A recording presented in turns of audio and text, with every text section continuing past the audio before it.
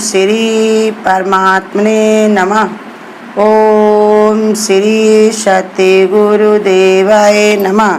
ये देखिए बता रहे भगवान, ये है 9वें अध्याय का 19वां श्लोक। भगवान ही सूर्य वर्षा करने वाले हैं।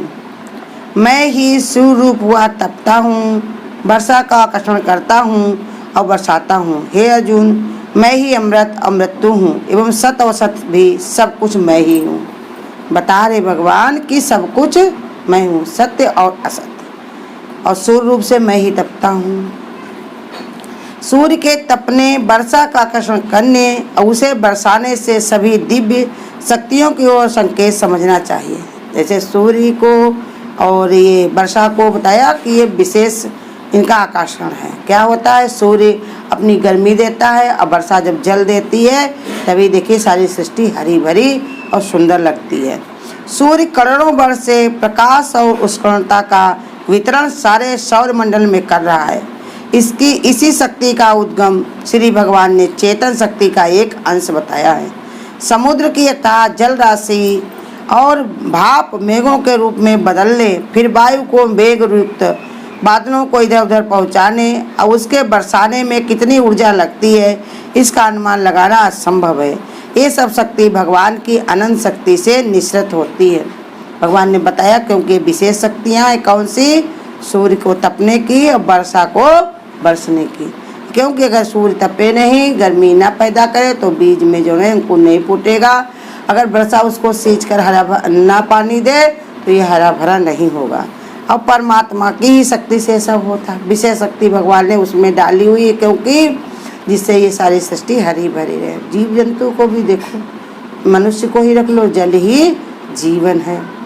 और बताया अगर धूप न निकले तो इंसान के अंदर कैसी नमी आ जाती है, कितनी बीमारियां पनप लेती हैं, कितनी समस्याएं आ जाती है, कितनी भगवान ने बताया परेशानियां रहती हैं। इसलिए चेतन शक्ति का एक अंश माना गया। जो भगवान ने अपनी शक्ति जो बनाई है 5 महाभूतों से, उसके ये 2 अंश विशेष माने गए हैं। कौन से? वर्षा को बरसाने के और सूर्य को गर्मी देने से। भगवान अमृत भी अमृत्यु भी। इस लोक में भगवान ही अमृत है और वही मृत्यु। ये दोनों पदार्थ परस्पर विरोधी हैं, अमृत और मृत्यु। अमृत माने जो कभी नहीं मरता, मृत्यु माने जो जिंदा नहीं है। परंतु इसमें दिखाया गया है कि भगवान में सभी परस्पर विरोधी गुणों का अस्तित्व एक साथ पाया जाता है। कहानीकार जब कोई कथा लिखता है तो कथा का प्रारंभ और कथा का अंत दोनों का आश्रय उसका मानसिक सामर्थ्य होता है। जैसे बता रहे हैं कि कहानीकार भी अगर कोई कथा लिखेगा, कोई भी दृष्टांत देगा तो उसके शुरुआत भी होगी और उसका अंत भी होगा उसके दिमाग में, तभी वो लिख पाएगा। भजन होता, शुरू होता, फिर आखिरी कड़ी होती है। ऐसे ही जो भी कार्य होता, गीता पढ़ी जाती है, फिर उसका आखिरी अध्याय 18वां होता है। बिना उसके कोई कार्य नहीं होता। गुरु कहते आधार और निधान दोनों होते। कैसे उसका कारण बना है, कौन आधार है और किसने उसको निर्धारित किया है, वो अपने में ही समाहित भी कर लेगा। इसलिए गुरु कहते उसको अंत दोनों का आश्रय उसका मानसिक समर्थक ही होता। कथा के बीच में पहुंचने पर हमें उसका प्रारंभ और उसका अंत दोनों अलग अलग दिखाई पड़ते हैं, परंतु कथा पूरी हो जाने पर उसका आदि और अंत दोनों उसके कथानक के लीन हो जाते हैं। इसी प्रकार भगवान में अमरता और मृत्यु दोनों को असत अस्तित्व बता दिया है। वो स्वयं इन दोनों में अतीत है। कहा जो भगवान ने अपना जो दोनों रूप बता दिए हैं, कैसे अमृत और अमरता और मृत्यु, ये दोनों ही भगवान ने दिखा दिए हैं, लेकिन भगवान दोनों से अतीत है। गुरु कहते तुम भी दोनों से अतीत हो। देह का जन्म होता है, देह ही छूटी जाती, मृत्यु होती है देह की ही। मैं इसी में भगवान प्रवेश करता, उसी को छोड़कर जाता, तो कहते मृत्यु। इसी प्रवेश करके अपने कार्य के लिए जब लगता है तो उसी को कहते हैं जन्म हुआ है। और लेकिन आत्मा ना जन्म लेती है ना उसकी मृत्यु होती है। लेकिन जब ये आत्म तत्व तुम समझ पाओ, ये गहन तत्व गुरु जो समझा रहे हम लोगों को है, वो हमारी समझ में आए तो जाने। इसलिए बता रहे परमात्मा ही सत और असत भी है। सत असत दोनों भगवान के रूप हैं। ये तो सभी जानते हैं। जिन वस्तुओं की कल्पना आज के 100 वर्ष पहले नहीं थी, वे आज इतने सर्वमान्य और प्रचलित हो गए, वे जीवन का साधारण अंग बन गए। ये नहीं कहा जा सकता कोई नवीन वस्तु बनी ही नहीं। जिन सामग्रियों के नवीन आविष्कार होते हैं वे तो पहले से ही चली आ रही हैं। परंतु उनका विशेष प्रकार से जोड़ने की विधि से नई वस्तुओं का निर्माण होता है। कहा जो चीज़ें देखो नई दिखाई भी पड़ती हैं, मान लिया तो उनको पुरानी ही वस्तुओं से जोड़ कर समझ करके, पुराना मनुष्य के अंदर बैठा हुआ ये भगवान ने कहा परमात्मिक चेतन शक्ति वही तो बनाती है। नमस्कार कौन करता है? मनुष्य ही करता है। इसलिए भगवान ने कहा भी ये मनुष्य तो हमारा अपना हमारा ही स्वरूप है, हमारा ही रूप है। तो कहते इसलिए निर्माण इसी प्रकार जो भाव आज असत और अस्तित्वहीन है वही भाव कल सत और अस्तित्ववान हो सकता है। इन दोनों भाव का उद्गम भगवान से ही होता है, परंतु वे स्वयं इन दोनों से भी अतीत है। कहा होते तो सब भगवान से ही, सत भी और सत भी। जो आज मान लिया शरीर छोड़कर जा रहा तो लौट के फिर उसका जन्म होगा, और जिसका जन्म हुआ उसकी मृत्यु भी जरूरी होगी। लेकिन ये आत्म तत्व जो होता है इसका न जन्म होता न इसकी मृत्यु होती। इसको गुरु कहते तत्व को जानने के बाद जो मान लेता मैं तो आत्मा हूँ, मैं तो हूँ अमर आत्मा, बोध मन को कराना है। जिसको ये समझ आ जाती है तो उसकी भी मृत्यु नहीं होती। तो इसलिए बता रहे भगवान कि भगवान दोनों भावों का उद्गम भगवान से ही होता, परंतु वे स्वयं इन दोनों से अतीत रहते हैं। इसी बात को समझाने के लिए भगवान बार बार इसको समझाते हैं कि पार ब्रह्म न सत्य ही कहा जाता न असत ही कहा जाता। इन दोनों बातों का तात्पर्य यह है कि मनुष्य के विचार में सत्य और सत्य की जो कुछ भी कल्पना है भगवान वो सब भी उसके अतीत है। का मनुष्य जितनी कल्पना कर सकता, जितना समझा सकता, जितना समझा जा सकता, उससे भी भगवान बहुत ही दूर है। जैसे गुरु बताते रोज हमको कि हम कोई भी कार्य करते हैं कहेंगे, हम किसी से नहीं कहेंगे, लेकिन मेरे दिमाग में बनी रहती। समय समय पर हम दूसरे से नहीं बताते, कोई दान किया या कोई कर्तव्य किया या कोई सत्कार किया, कुछ भी किया तो मेरे अंदर, हम अगर किसी से ना भी कहें तब भी मेरे अंदर, लेकिन परमात्मा इससे भी न्यारा है। हाँ, गुरु कहते हमारे मन में कहीं न कहीं पड़ा रहता, उसी के कारण हमारा जन्म और फिर से मृत्यु होती, लेकिन परमात्मा उससे भी न्यारा। जैसे अपने को दर्पण के समान बताया, हाँ, दर्पण में कोई भी चीज़ सामने आती है और हटा दो तो हट जाती, उसमें ना कोई दाग रह जाता ना धब्बा रह जाता, दर्पण अपने को बिल्कुल स्वच्छ कर लेता। जैसे पानी में बताया कि पानी जो होता है उसमें कोई सेरा देखे या कुछ डाले, लेकिन पानी अपने को निर्मल कर लेता। बहते बहते समुद्र में मिल जाता, समुद्र उसको फिर से उड़ाकर आकाश में ले जाती, फिर वो निर्मल हो जाता।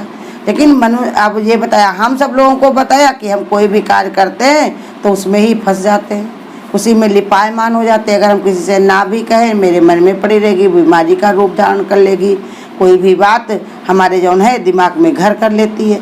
लेकिन परमात्मा सबसे न्यारा है। वो आया, जैसे बताया भगवान कैसे बिल्कुल निर्मल बहते हुए जल की तरह, वो ठहरता ही नहीं, कहीं पर रुकता ही नहीं। तो इसलिए बता रहे उनका उदाहरण देना, तात्पर्य ये सत असत को कुछ समझाना, इसकी कल्पना भगवान भी है उससे अतीत है। कहा इसको समझाना बड़ा ही कठिन होता है। इन दोनों बातों का तात्पर्य मनुष्य के विचार से बहुत ही दूर है, क्योंकि वहाँ तक उसका विचार नहीं जाता, वहाँ तक उसकी समझ नहीं जाती। लेकिन जो गुरु के शरण में जाता है, गुरु उस पर कृपा कर देते हैं, उसके अंदर ये सब समझ में आने लगता है। जैसे छोटा बच्चा रहता है, उसको समझ नहीं रहती है, कब उसको लेटरिन जाना, कब उसको भूख लगी, वो सिर्फ रोना ही जानता है। लेकिन जो वो बड़ा होता है वो सब समझने लगता, भूख के लिए खाना भी मांगेगा, लेटरिन के लिए बाथरूम को भी ढूंढेगा। तो इसलिए बताया कि जितनी जितनी समझ आती जाती उतना ही उसके अंदर बोध होता चला जाता है। अब मतलब भरे का ज्ञान भगवान जन्म लेते ही दे देते, उसको सूंघने का, खाने का, पीने का, रोने का, अपनापन का सब समझने लगता। लेकिन इतनी समझ उसको नहीं आती कि अपने लिए वो कोई कार्य कर पाए या अपना जो है अपना शरीर संभाल पाए, अपने आप लेटरिन बाथरूम हुआ है, वो शक्ति उसको धीरे धीरे धीरे धीरे उसको मिलती है। ऐसे ही बता रहे जितना जितना हम गुरु शरण में जाते हैं, जितना जितना हमको विश्वास होता है, जितनी जितनी हमारे अंदर गुरु कहते आस्था बढ़ती है, जितना जितना श्रद्धा होती है, उतने उतने हमारे अंदर ये अनुभव पक्का होता चला जाता है कि एक परमात्मा के अलावा कुछ नहीं है। गुरु कहते इस अनुभव से भी उपराम हो जाओ कि वही स्वरूप तुम्हारा ही है, वो तुम्हारा अपना स्वरूप है। इसलिए भगवान बार बार समझाते हैं कि सगुण निर्गुण विराट और विश्व रूप का उद्घाटन किया है, दिव्य शक्तियों का उद्गम भी अपनी शक्ति से ही बनाया है। परंतु जिन लोगों की दृष्टि इतनी गहरी नहीं होती, वे संसारिक और परलौकिक सुखभोग की इच्छा में भगवान की प्राप्ति को जीवन का लक्ष्य नहीं मानते। वे सुख भोग के लिए भगवान की दिव्य शक्ति की सहायता लेते हैं। ऐसे लोगों को प्राप्ति में भगवान तरह तरह से समझाते, कहते देखो कितने सारे लोग जो संसार में इतने फंसे रहते हैं, तो वो लोग वो समझना नहीं चाहते, तो उनको कोई समझाना भी कठिन है। लेकिन जो समझना चाहते हैं तो गुरु संत महात्मा उसको समझाते हैं कि देखो कि आखिर ये सब भगवान की लीला नहीं तो क्या है, सगुण और निर्गुण। सगुण माने जो चल फिर रहे हैं, दिखाई पड़ रहे हैं, वो कैसे है, भगवान की शक्ति से तो चल रहे हैं। और निर्गुण माने निर्गुण परमात्मा है, वो कोई गुण उसका दिखाई नहीं पड़ रहा, लेकिन फिर भी सब कुछ उसी से हो रहा है। वो न्यारा होकर के भी न्यारा है, वो अपने में साथ में रहकर भी वो न्यारा है। ऐसे अब इसको उसने उद्घाटन किया, उसी की सृष्टि से सब रचा हुआ है। देखो घर में ही तुम कोई कार्य करते हो, खाना ही बनाते हो, सब कुछ तुम्ही ने किया, लेकिन फिर भी तुम कितने न्यारे रहते हो। और तुम्हारी देह मस्जिद से बना हुआ है, तुम्हारे ही हाथों से बना हुआ, तुमसे ही बना हुआ, लेकिन क्या वो तुम्हारा चिपका हुआ है। घर को ही रख लो, लोग घर को बनवाते हैं, उसको अपना नाम देते हैं, निवास स्थान कहते हैं, लेकिन फिर भी कितने न्यारे होते हैं। जब मन करता ताला लगा करके चल देते, जब मन होता तब उसमें आ जाते। तो इन्हीं से सीधे सीधे इसे ऐसे ही समझने के लिए भगवान हमको समझाता और बताता है कि ऐसे ही सारे से इसको समझो ना, कौन चीज़ में तुम लिपायमान हो। लड़के बच्चों को भी बताया, तुम कहते हो मेरे हैं, उनका स्वभाव संस्कार भाग्य सब देख लो कितना तुमसे न्यारी है, लेकिन तुमने मान रखा है, इसी के कारण ये दुखी सुखी भी होते हो। इसे ही दुख सुखी तुमको गुरु कहते बार बार जन्म लेने का कारण भी बनता है। और वैसे ही परमात्मा कहते तुम हमारी तरह स्पृहा रहित हो जाओ, न्यारे हो जाओ, तो तुमको भी ये सब बार बार संसार में आना जाना न पड़े। लेकिन पड़ी जन्मों की ये आदत न बातों से बदलती है, बात से सुनते नहीं, जल्दी से समझते नहीं है, इसके कारण ही वो बात उसकी पक्की नहीं होती। लेकिन गुरु जब बार बार समझाता है तो इसलिए उसकी दृष्टि जब गहरी होती चली जाती है, गंभीरता में जाता है कि जिन ढूंढा तिन पाइयाँ गहरे पानी पैठ, अब मैं बबुरा डूबन बचा तो गया किनारे बैठ। जो उतर जाता है पानी में वो हीरे मोती जवाहरात सब निकाल के लाता है, और जो घुसना ही नहीं चाहता तो उसको गुरु कहते किनारे पे बैठ करके, तो उसको तो कुछ भी नहीं हासिल आएगा। ऐसे ही समझा रहे भगवान, तुम भी इस बात को समझो कि सुख दुख के भोगों को अपने जो शक्तियाँ हैं, जो भी चीज़ देख रहे हो, जो चीज़ समझ रहे हो, आखिर भगवान के अलावा और क्या है उसमें।